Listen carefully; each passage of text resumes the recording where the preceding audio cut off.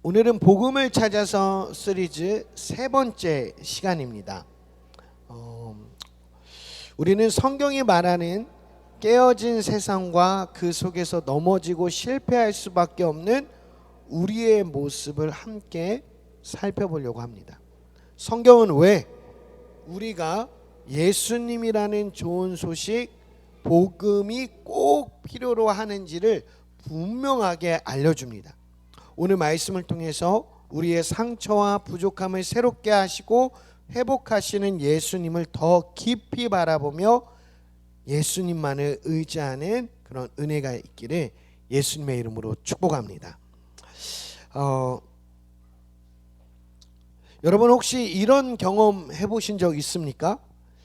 최신형 스마트폰이나 노트북을 샀는데 자꾸 렉이 걸리거나 이유 없이 꺼져서 답답했던 경험 말입니다. 겉보기에는 정말 완벽하고 좋아 보이는데 정작 가장 중요한 기능을 제대로 못하는 것입니다. 그런데요, 생각해보면 사실 우리가 사는 세상도 우리 자신의 모습도 이와 같을 때가 있다는 것입니다. 세상에는 정말 아름다운 자연과 감동적인 예술, 놀라운 과학 기술이 있습니다. 우리 안에도 다른 사람을 돕고 싶어하고 그런 선한 마음이 그리고 무엇인가 성취하려고 하는 열정이 분명히 있습니다. 그런데 동시에 우리는 뉴스에서 매일같이 끔찍한 사건을 접하고 그리고 우리 안에는 미움과 이기심, 불안과 같은 문제들이 끊임없이 충돌한다는 것입니다. 마치 완벽해 보이는 기계에 치명적인 바이러스나 오류가 생긴 것처럼 말입니다. 우리는 그럴 때마다 생각하게 되죠. 이건 뭔가 잘못된 것 같아. 근본적으로 뭐가 잘못된 거 아닐까? 왜 이런 일이 있지? 라는 생각을 지울 수가 없습니다. 우리는 지난 시간 탕자의 비유를 통해서 우리를 향해 달려오시는 하나님 아버지의 그 놀라우신 사랑에 대해서 들었습니다. 그리고 그 사랑에 대해서 우리 함께 찬양했습니다. 아버지는요, 우리를 위해서 풍성한 잔치를 예비해 두셨다라고 그렇게 성경은 우리에게 가르쳐주고 있습니다. 그런데 우리는 성경의 이야기를 들으면서 질문을 하나 하게 되는 것이죠. 왜 우리는 아버지의 집을 떠나는 것일까? 왜 우리는 아버지의 집에서 누리지 못하면서 자꾸만 나가려고 하는 것일까? 자꾸만 다른 것을 찾는 것일까? 그런 질문을 할 수밖에 없습니다. 집 안에 있으면, 아버지 집 안에 있으면 잘 먹고 잘 살아갈 텐데 왜 아버지 집을 나가서 길을 잃고 다 잃어버리고 그렇게 망쳐버리고 실패한 삶을 살아가게 되는 것일까요? 오늘 말씀은요, 바로 이 질문에 대한 성경의 진단서와 같습니다. 그리고 처방전이 무엇인지도 우리에게 함께 보여줍니다. 우리가 왜 아버지의 집을 떠나서 그렇게 고생하고 그리고 실망하고 실패한 인생을 사는 것일까? 하지만 그런 우리에게도 놀라운 처방전이 있다는 것, 회복할 수 있는 은혜가 있다는 것, 그것이 오늘 말씀이 전해주고 있으니까요, 여러분 기대감을 가지고 함께 말씀을 읽어볼 수 있었으면 좋겠습니다. 로마서 3장 23절인데요. 같이 한번 읽어보겠습니다. 한 목소리로 읽어볼까요? 시작. 모든 사람이 죄를 범하였음에 하나님의 영광에 이르지 못하더니. 아멘. 세상은요, 우리가 살아가는 세상과 우리의 삶이 고장난 이유를요, 한 단어로 진단합니다. 그 단어가 뭘까요? 죄. 따라 봅시다. 죄. 네, 이 죄라는 단어를 들으면요, 나는 감옥 갈 만큼 나쁜 짓을 안 했는데 왜 죄 때문에 우리의 삶이 그렇게 방황할 수밖에 없고 멸망할 수밖에 없고 우리를 그렇게 힘들어질 수밖에 없다고 말하는데 그 죄는 나랑은 상관없는데 근데 왜 나는 왜 이러지? 이런 생각을 할 수 있죠. 그런데요, 성경에서 말하는 죄는요, 단순히 법을 어기는 것 이상의 의미를 가지고 있습니다. 그래서 이 죄라는 성경의 언어의 헬라어는요, 하마르티아라는 단어를 사용하는데, 이 단어의 뜻은 뭐냐면 관역을 빗나가다라는 뜻입니다. 관역을 빗나가다. 하나님께서 우리를 창조하신 원래의 목적, 그 완벽한 사랑과 선함이라는 관역이 있어요. 10점이라는 포인트가 있어요. 그런데 그곳을 향해서 우리는 살아가야 되는데 어떤 일이 벌어졌냐면 죄로 인해서 빗나가 버렸다는 거예요. 성경에서 말하는 죄는 뭐냐면 하나님이 목적하신 바, 뜻하신 바와 상관없이 살아가는 삶, 그 모든 것을 죄라고 말합니다. 근데 성경은요, 아주 충격적인 이야기를 하고 있어요. 죄를 지었는데 너만 지은 게 아니고 저 사람만 지은 게 아니고 모든 사람이 죄를 범했다라는 것입니다. 매우 충격적인 진단을 내려요. 착한 사람이든 나쁜 사람이든 성공한 사람이든 실패한 사람이든 예외 없이 모든 사람이 다 하나님이 목적하신 그 관역에서 벗어났다라고 진단하고 있습니다. 그래서 우리는요, 우리 마음 가운데 늘 그 집 나간 탕자와 같은 마음이 있습니다. 늘 간섭받기 싫고 늘 내가 하고 싶은 대로 하고 싶은 그런 욕망이 있죠. 자기 중심적인 그런 마음이 있습니다. 그리고 또 이 제 마음은요, 그 집 나간 아들의 이야기 누가복음 15장에서 그 둘째 아들뿐만 아니라 집안에서 아버지를 위해서 열심히 일했던 모범생과 같은 큰아들조차 그 아버지의 마음에서 아버지의 마음이라는 관역에서 한참 빛나고 있었다는 것을 우리에게 알려준 적이 있습니다. 아버지의 집을 떠나는 것도 죄고요, 아버지에 머물러 있지만 아버지의 마음을 알지 못해서 늘 불평하고 불만하고 짜증내는 것, 그것도 죄라고 말하는 것입니다. 이 두 가지의 죄의 모습에서 어느 누구도 자유할 수 없다는 겁니다. 우리는 다 그와 같은 마음을 갖고 있어요. 이런 그 죄의 마음, 하나님의 마음에서부터 벗어나면 어떤 일이 벌어질까요?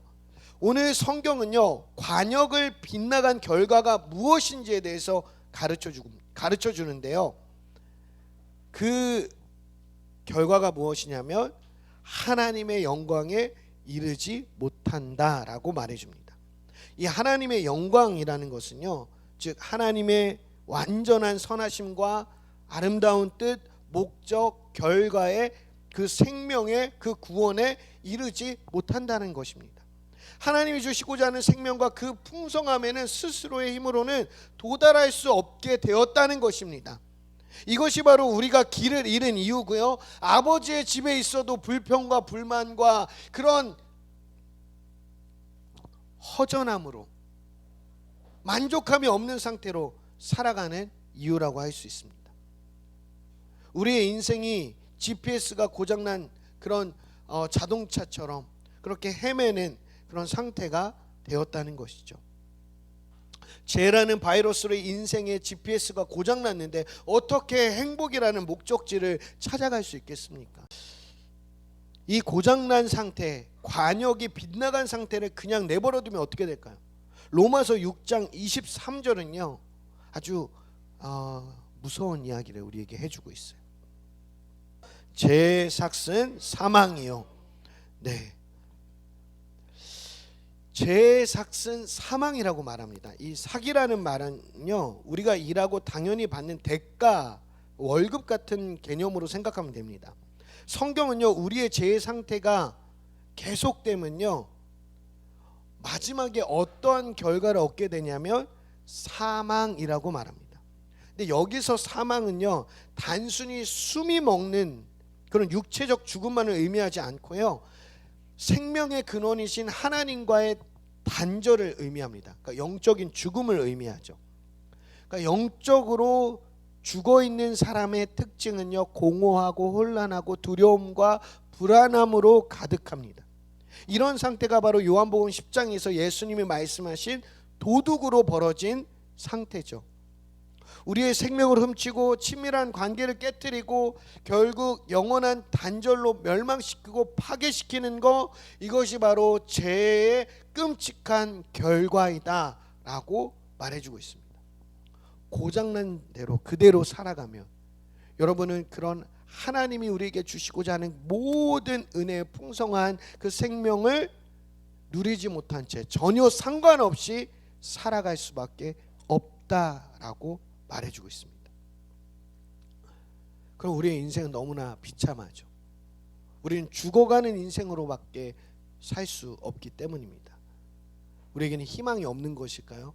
그런데 성경은요, 죄의 결과, 심각성과 죄의 결과만을 말해주지 않고 놀라운 소망을 우리에게 가르쳐줍니다. 우리 같이 한번 로마서 6장 23절 다시 한번 읽어보겠습니다. 시작. 죄의 삭은 사망이요 하나님의 선물은 그리스도 예수 우리 주 안에 있는 영생이니라. 아멘. 이 죄의 삭의 사망이라는 그 의미와 정반대되는 문장이 등장합니다. 그것은 무엇이냐면 하나님의 선물은 영생이라는 것입니다. 여기서 선물이라는 이 단어는요, 카리스마라는 헬라어 단어인데요, 여기에는 어떤 뜻이 있냐면 값없이 주신 은혜의 선물이다라는 뜻입니다. 그러니까 삭은 우리가 일해서 벌지만 선물은요, 거저 받는 것이라는 것이죠. 하나님은 우리가 받아야 할 그 사망이라는 끔찍한 그 월급 대신 전혀 받을 자격이 없는 우리에게 영생이라는 선물을 주기로 결정하셨다는 것입니다. 할렐루야. 영생은요, 바로 예수님이 약속하신 풍성한 삶이라고 할 수 있습니다. 하나님과의 관계가 회복되고 그분의 사랑 안에서 참된 기쁨과 목적을 누리며 영원히 살아가는 것이죠. 어떻게 이것이 가능할까요? 오늘 본문이 우리에게 그 힌트를 가르쳐 주죠. 따라해 볼까요? 그리스도 예수 우리 주 안에 있는 이 구절이 바로 이 놀라운 하나님의 선물을 누리는 은혜라고 말해주고 있습니다. 하나님은요, 예수님이라는 분 안에 이 영생이라는 선물을 담아 놓으셨습니다. 우리가 받아야 할 그 사망의 삭을 예수님의 십자가로 대신하시고 그분을 믿는 자에게 하나님의 선물인 영생을 주도록 하신 것입니다. 이것이 우리의 유일한 해결책이라는 것을 여러분 기억해 주시길 바랍니다. 그리고 이 놀라운 이야기에 대해서는요, 다음 주에 더 나누도록 하겠습니다. 사랑하는 여러분, 오늘 성경은요, 우리에게 분명히 말합니다. 우리가 느끼는 인생의 허전함과 세상의 모든 고통은 죄라는 치명적인 바이러스 때문이다 라고 말입니다.